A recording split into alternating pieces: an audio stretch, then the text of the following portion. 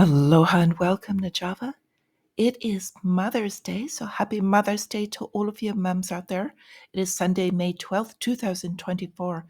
So I would like to go over a few things, but going to make this short. Hopefully you are visiting or having just a nice, peaceful, relaxful day. So going into our markets just briefly, we've got our risk right now is retracing. So we're watching the MMRI come down and the fear and greed index heading back towards the buying, basically. So sentiment right now is bullish. We're going to keep an eye on any changes. This very volatile market consolidating. So as it stays within this range and consolidates within this price factor, we've got a channel building. And what that does is the longer it stays in that channel, it's building energy. So when it does break out to either direction, it will be a more significant move. So right now, for this week, we've pretty much got all eyes on CPI. I'll go over that in just a bit. So we had a story about the dangers of dollar nationalism hanging over the world economy. And this is global because being the world reserve currency, of course, the US dollar is forcibly held by all nations that want to do major trade. Everything must be priced in the dollar first. So, with this is causing a more serious issue, they're saying, than even Fed rates. So, there is a political driven devaluation of the US currency. Basically, any of the politicians, they're not going to stop spending more war packages for Ukraine, more loan forgiveness that is being transferred to the government, which is the taxpayer, and then also being exported to other countries as basically inflation.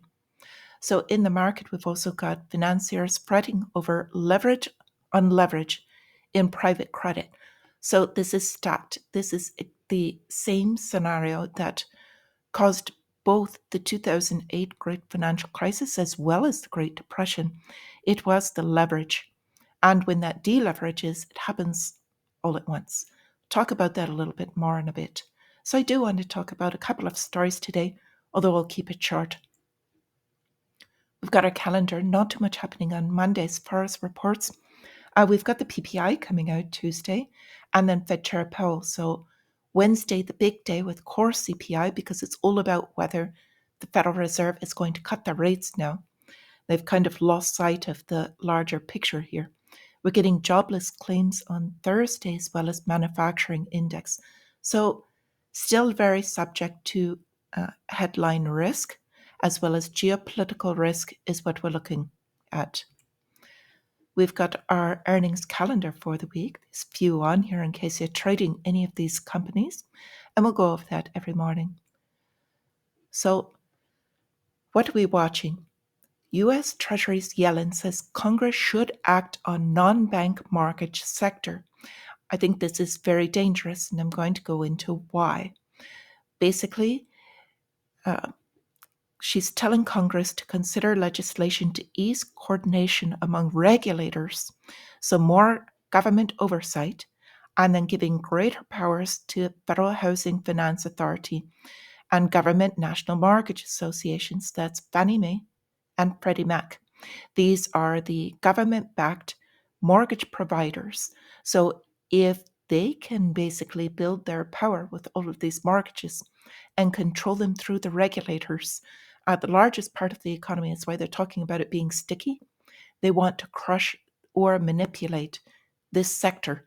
That would be a way to do it because there are not many cash buyers among people that, the middle class, so to speak, are people that want to purchase their homes. Only companies are purchasing all cash.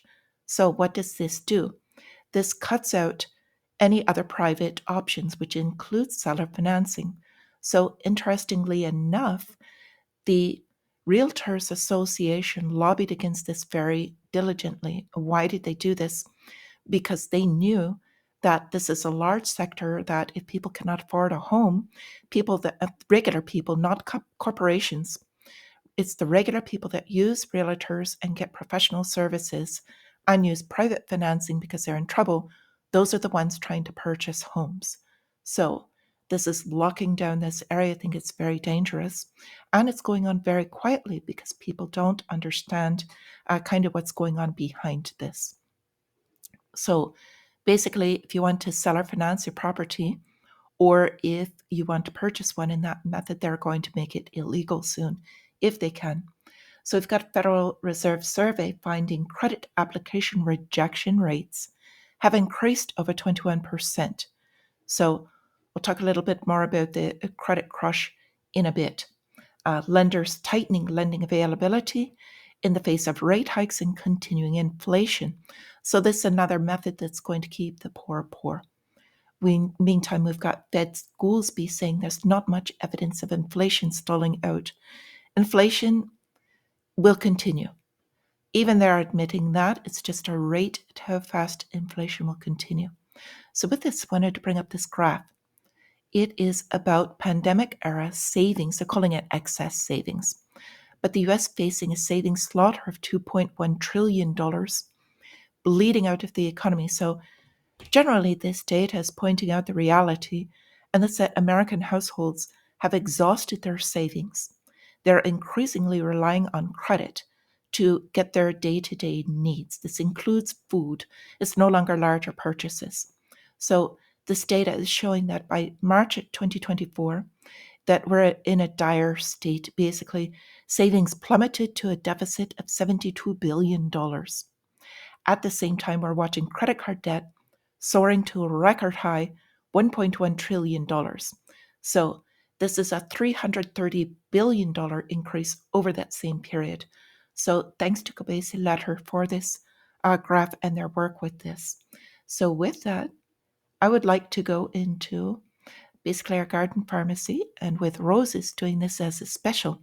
So I don't know how many people know that there are huge health benefits with the rose.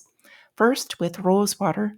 So there's benefits and uses with this mostly for the skin, or internally you can make a tea out of it.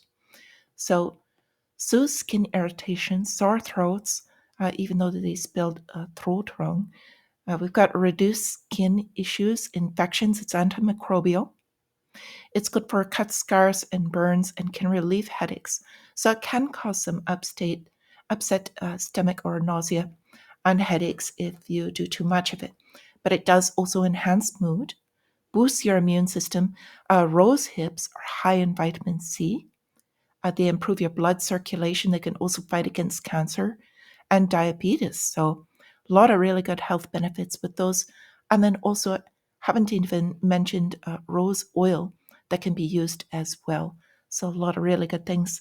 Give your mum roses. If you're going to be using them in these manners, make sure they're fresh roses, not sprayed with chemicals or any type of pesticides prior to doing that. So with that, I wish you all a wonderful Mother's Day.